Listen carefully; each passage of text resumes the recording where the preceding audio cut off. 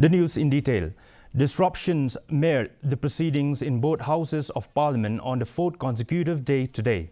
The Lok Sabha and the Rajya Sabha were adjourned for the day following opposition ruckus over various issues including alleged bribery charges against a prominent business group. In the Lok Sabha, as the House assembled this morning, opposition MPs began sloganeering despite Speaker Om Birla's appeal to allow the question hour to proceed smoothly. The ruckus continued. Similar scenes were witnessed in the Rajya Sabha, also followed, which the House was adjourned. Rule 267 is being weaponized as a mechanism of disruption and disruption from our normal working. There are very senior members.